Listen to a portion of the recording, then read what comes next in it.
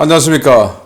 신의균의 국방TV 시큐리티 뉴스입니다. 자, 오늘도 우크라이나 전황 알려드리도록 하겠습니다.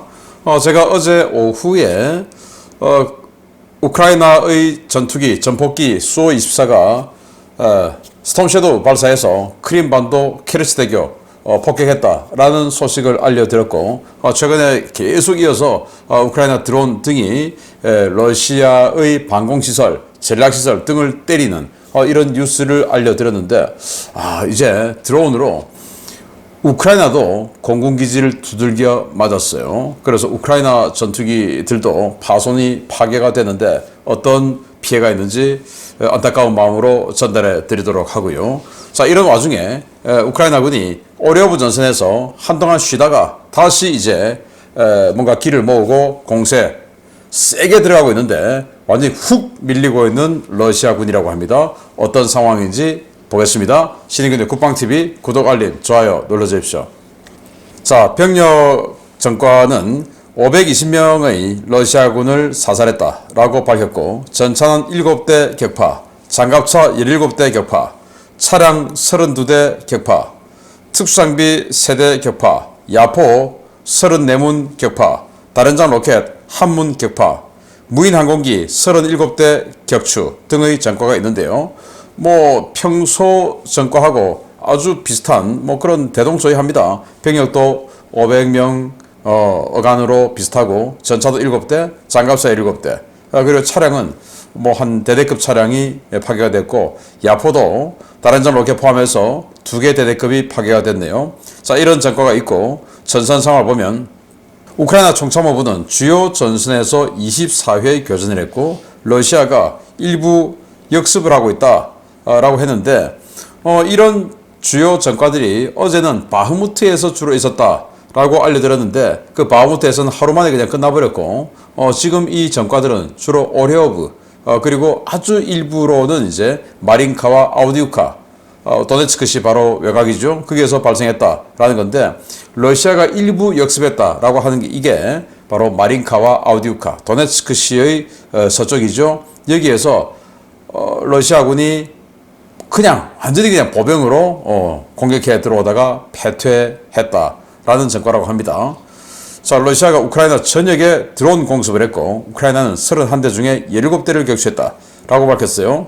자, 이런 드론 공습 중에 러시아는 리비우의 물류 창고를 공습했습니다. 교황이 기증한 의료품이 전소가 됐다고 하는데, 그 사진이 바로 이거예요.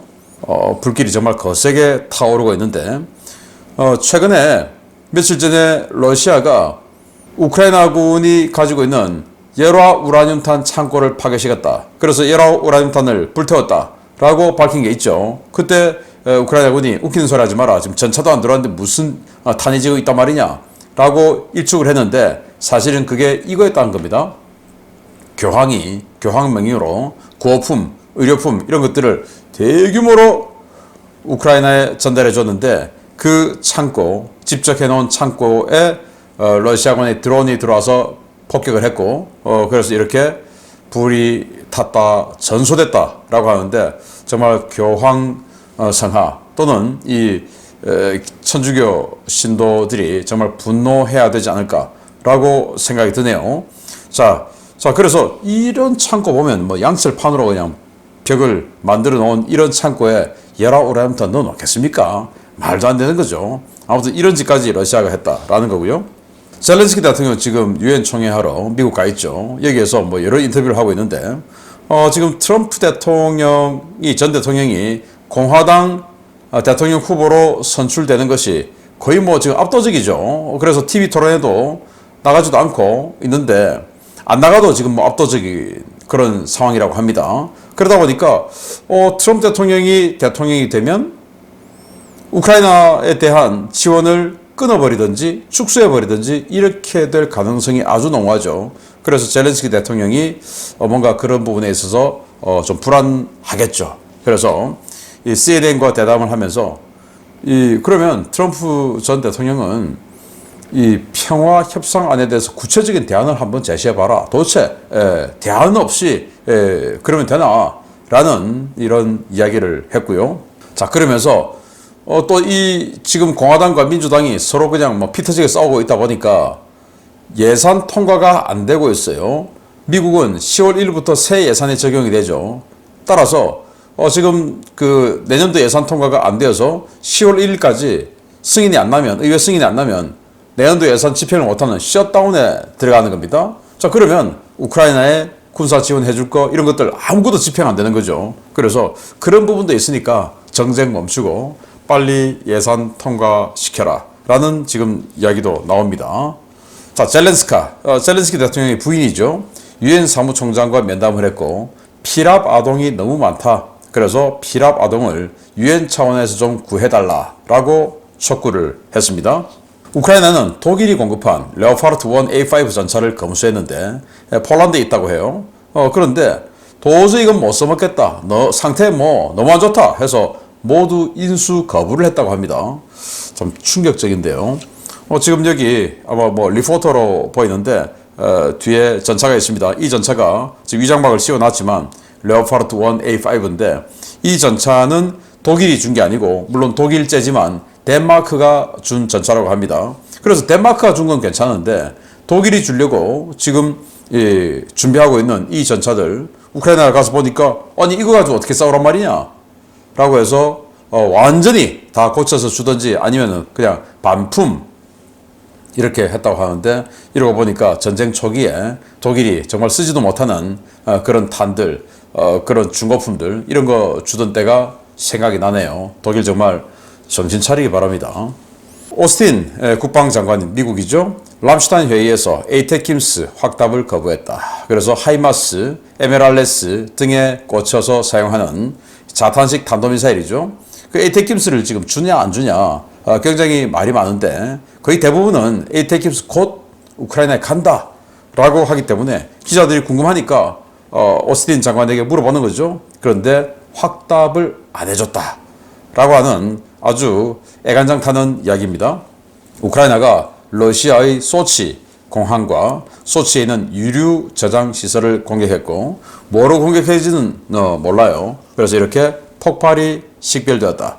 소치는 흑해 연안에 있는 휴양도시죠. 여기에서 동계올림픽도 했었고 그곳을 지금 공항과 유류 저장고 등을 때려버렸다라는 건데 이제 흑해 건너편에 있는 소치, 노보로시스크 등등 뭐 그 어디에도 안전한 곳이 없다라고 생각이 되네요. 미국 전쟁연구소 ISW는 러시아가 자포리자 전선에서 사상자가 크게 증가하고 있다라고 발표를 했고 또 이 ISW는 우크라이나의 진격으로 러시아 군이 심각한 전력 저하 현상이 드러나 버렸다. 그래서 직접 총을 맞대고 싸워보니까 전투력이 너무 형편없다. 장비도 형편없고 개개인의 기량도 형편없고 전술도 형편없고 뭐 아무것도 안 된다. 정말 형편없는 군대다. 라는 게 드러났다. 라고 해요. 뭐 저희들 지각하고 같습니다. 그리고 러시아가 쿠판스크 방면에서 기계화 부대를 동원해서 역습을 시도했는데 쿠판스크는 이 루안스크 조의 북쪽에 있죠. 하르키우 마주보고 있는 거기서 기계화 부대까지 동원해서 역습을 했는데 실패했다. 라는 소식 들어와 있습니다. 자, 주요 소식 들어갑니다. 첫 번째입니다. 이번 전쟁에서 우크라이나와 러시아 모두 드론을 대량으로 사용하여 상당한 전과를 거두고 있다는 소식 여러 차례 전해 들으셨을 겁니다. 그동안 근거리에서 전술 타격용 자산으로 활용되던 러시아 드론이 당초 알려진 비행거리를 훨씬 뛰어넘는 중심까지 침투해 우크라이나 공군기지를 강타했다는 소식입니다. 단순히 남의 일 같아 보이지는 않습니다. 러시아가 헤르손 지역에서 란셋 배회 탄약 시스템을 발사해 전선에서 멀리 떨어진 크리비리흐 인근의 우크라이나 공군기지를 타격했다고 복수의 워싱턴 소식통이 현지 시각 9월 20일 리포트했습니다. 사건은 지난주 발생한 것으로 추정되는데요. 러시아는 란셋 배회 탄약 시스템을 이용해 크리비리흐 인근 돌긴스테보 비행장에 전개되어 있던 우크라이나 전투기와 공격기들을 공격했습니다. 해당 기지는 우크라이나가 임시 사용 중인 비행장으로 드네프르강 이남 지역의 헤르손주 동북부 끝단 바비네 정착촌에서 직선 거리로 65km 떨어진 곳인데요. 러시아는 여기서 더 남쪽에 있는 지역에서 란셋 드론을 발사한 것으로 알려졌습니다. 러시아가 전술 배회 탄약 시스템으로 개발한 란셋은 현재 란셋 1과 란셋 3 두 종류가 운용되고 있는데요. 소형인 란셋 1은 최대 25km, 확대 개량형인 란셋 3는 최대 40km까지 비행이 가능해 러시아군의 핵심 대포병전 자산으로 사용되고 있습니다. 란셋 3는 최대 이륙 중량 12kg급의 소형 드론으로 프로펠러를 사용해 최대 시속 110km의 속도를 낼 수 있고 내부에 3kg 정도의 고폭탄을 탑재해 전차와 자주포 등을 공격할 수 있는데요. 자율 비행 시스템과 종말 단계 전자광학 유도 장치를 탑재하고 있어 명중 직전의 표적 영상을 사용자에게 전송할 수 있는 기능을 갖고 있습니다. 이번 공격으로 러시아는 주기대에 있던 우크라이나군 미그-29 전투기 한 대와 수호-25 공격기 한 대를 파괴한 것으로 전해지고 있는데요. 란셋 비행거리보다 훨씬 더 후방에 있는 비행장이 피격되자 우크라이나 당국은 상당히 당황하고 있습니다. 오신트 소식통들은 이번에 우크라이나 공군기지를 타격한 란셋 드론이 기존 란셋 3를 개량한 이즈델리에 53 모델일 가능성이 높다고 보고 있는데요. 이 모델은 최대 1시간 동안 비행할 수 있어 100km에 가까운 사정거리를 가지고 있고 열압력 탄두와 대전차 고폭 탄두를 선택해 탑재할 수 있는 것으로 알려졌습니다.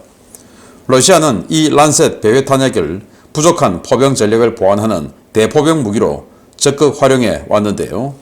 전술적 수준에서 운영되던 이 배회 탄약이 장거리 중심 타격 용도로 사용된 것은 이번이 처음입니다. 문제는 최근 러시아를 방문한 김정은이 푸틴으로부터 란셋 개량형 자폭 드론을 선물로 받았고 북한 역시 이를 복제해 대량 배치할 가능성이 높다는 것인데요. 드론에 대한 적어도 방공망이 대단히 취약한 우리 군 서둘러 대책을 마련해야 할 것 같습니다. 이게 바로 파괴되기 직전의 란셋 렌즈에 찍힌 우크라이나군의 미그-29 전투기 영상입니다. 이래서 쑥 들어가서 조종석 오른쪽을 맞춰서 파괴시켰다. 그리고 동영상도 봤습니다. 참 안타까운데요. 네, 이 공항입니다. 바로 이렇게 생긴 거고 들어갈 때 촬영된 란셋이 들어갈 때 촬영된 그 모습이에요. 자, 여기 주기장들이 잔뜩 있고 저기 활주로가 보이는데 여기 이제 쑥 들어가고 란셋이 때렸습니다. 그리고 이 지역에서 또 촬영하는 또 드론이 있었어요. 그래서 촬영하는 드론으로 그대로 촬영하는 드론 호버링을 하고 그리고 란셋이 이런 식으로 뒤에서 들어가서 때려 버렸습니다. 그런데 놀랍게도 이 란셋이 들어가는 거 그리고 촬영하는 드론이 호버링하고 서 있는 거 이 어떤 것도 우크라이나군은 탐지하지 못했고 여기에 대공포가 올라온다든지 하는 조치들 전혀 없었습니다. 전혀 몰랐던 거죠. 이런 상황인데 우크라이나 측에서는 그 오신트 소식통들은 미그-29 한 대 그리고 수호-25 공격기 한 대가 파괴됐다라고 하고 러시아 측은 미그-29 두 대, 수호-25 공격기 세 대를 파괴했다라고 주장을 하는데 그건 러시아 주장을 좀 걸러드려야 되지 않은가라고 생각이 되고요. 위치가 어디냐? 정말 놀랍게도 이 남쪽 이 지점에서 65km 떨어져 있는 저 빨간 점 지점이에요. 그 란셋 드론 같은 경우는 최대 40km 날아가기 때문에 65km 있는 저 지역에 있으면 안전하다라고 생각을 했던 것 같은데 러시아가 더 사거리가 긴 비행거리가 긴 새로운 신형 드론으로 저기를 때려버렸다라는 건데 저는 이제 이걸 보면서 우크라이나도 정신을 좀 번쩍 차려야 되겠지만 저는 이거 보면서 겁이 덜컥 났습니다. 왜냐? 휴전선에서 한 60여 킬로미터 떨어져 있는 곳이 뭐냐? 우리 수원 비행장입니다. 우리 공군 전투 비행장 있죠. 그리고 거기 조금 더 내려오면 오산 기지 있죠.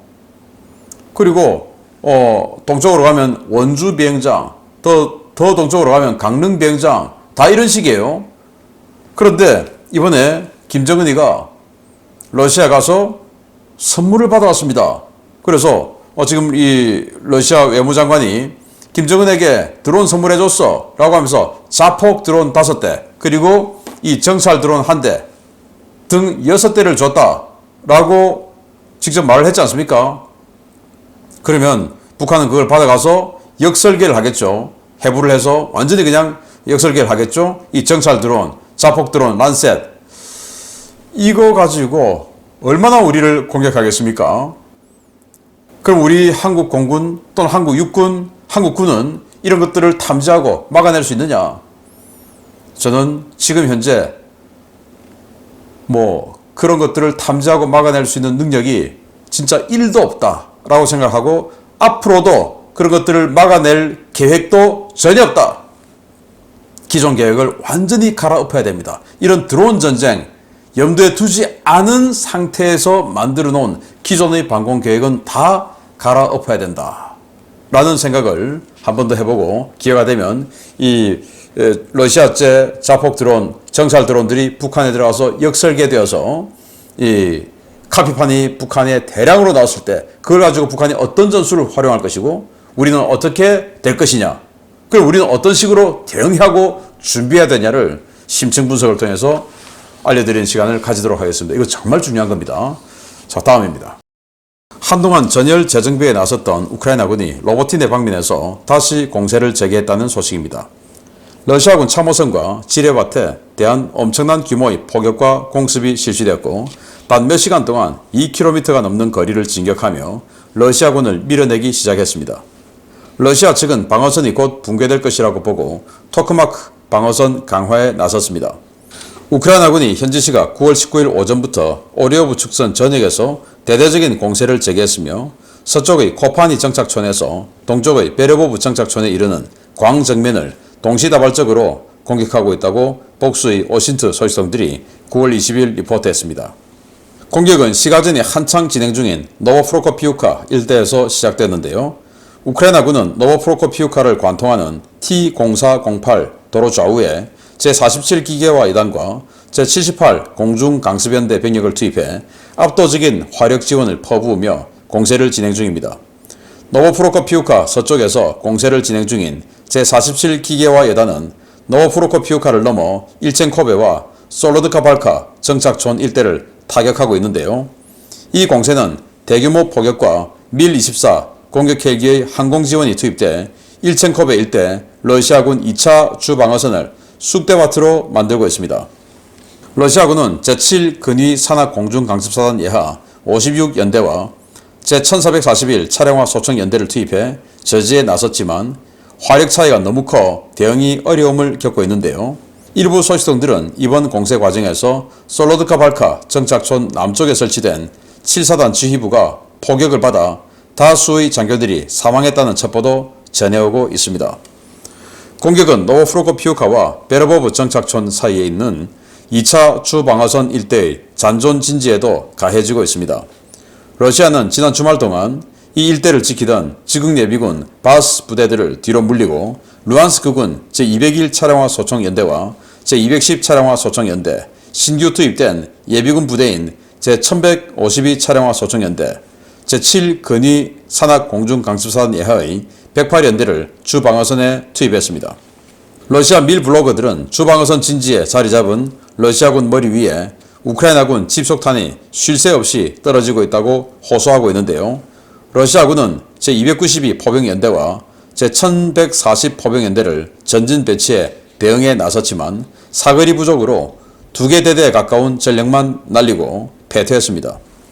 러시아군은 노보프로코피우카가 사실상 우크라이나 손에 떨어졌다고 보고 그 남쪽의 일첸코베와 솔로드카 발카 역시 며칠 내로 이를 가능성이 크다고 판단한 것으로 보입니다. 러시아 밀 블로거들은 러시아군이 최근 대량의 대전차 용치와 철조망을 토크마크로 보내 시가지 주변을 요새화하고 있다고 전하고 있습니다. 문제는 러시아가 토크마크 자체를 요새화하더라도 우크라이나군이 솔로드카 발카 일대의 러시아군 2차 주방어선을 정리하고 나면 여단급 이하 제대의 지원 화기로도 토크마크로 들어가는 모든 교통로를 차단해 도시를 봉쇄할 수 있다는 것입니다. 실제로 토크마크는 북부 주변 지형보다 지대가 낮아 우크라이나군의 공격에 매우 취약한 지역인데요. 2차 방어선 붕괴 이후 사실상 이를 뒤집을 수 있는 카드가 없는 러시아 내부에서 왜 핵무기 사용 이야기가 나오는지 알 것 같습니다. 네, 한동안 좀 쉬었던 우크라이나군이 대규모 공세를 진행하고 있다. 그래서 우크라이나군이 공세를 조금 쉬고 있으니까 러시아군이 그 뒤쪽으로 계속 치고 들어와서 사실은 뭐 다 실패했죠. 소뚜껑을 닫는다라고 제가 표현을 해드렸는데 소뚜껑 닫는 거 실패했습니다.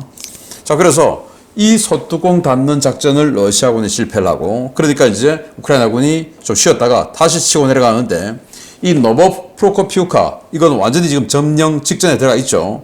그리고 이 아래쪽 일첸코베가 전선으로 형성되어 있고 그 밑에 솔로드카 발카까지 공격에 들어가고 있다. 그런데 이 솔로드카 발카 여기까지가 2차 방어선입니다. 여기 떨어지면 2차 방어선 끝나는 거예요. 물론 다른 2차 방어선 많이 있지만 어쨌든 2차 방어선이 돌파가 되는 겁니다. 그러면 쭉 내려가면 토크마크예요. 그래서 러시아가 지금 큰일 났다 해서 지금 막으려고 노력을 하지만 그게 여의치가 않다. 이를테면 1152 차량화 소총연대 같은 이런 부대들 여기 배치해서 추가로 신규 배치해서 막으려고 하는데 전투력, 장비 모든 면에서 딸린다. 우크라이나에게 딸린다라는 거고요. 자, 이걸 지형도를 보면 자, 지금 여기 보시다시피 아까 그 지형이 지금 이렇게 생겼습니다. 이 점선 스타일로 생겼습니다. 보시다시피 지금 이 지역에서 제일 고지대 정상 지점이죠. 그래서 여기가 뚫리고 나면 이제 그 다음부터는 내리막으로 달려가는 겁니다. 여기 토크마크는 내리막 지점에 있습니다. 여기 토크마크 쭉 내리막입니다.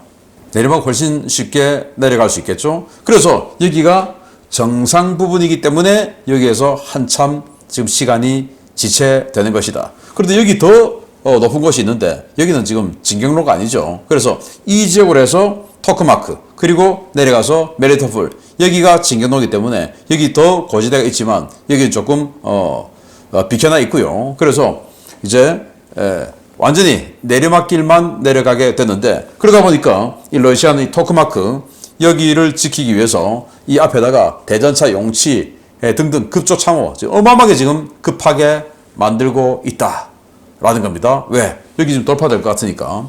그래서 한참을 쉬었다가 지금 다시 공세를 펴고 있는 우크라이나군 쉰 만큼 정말 더 화끈한 공세 결과 나오기를 기대합니다. 계속 알려드립니다. 마치겠습니다. 감사합니다.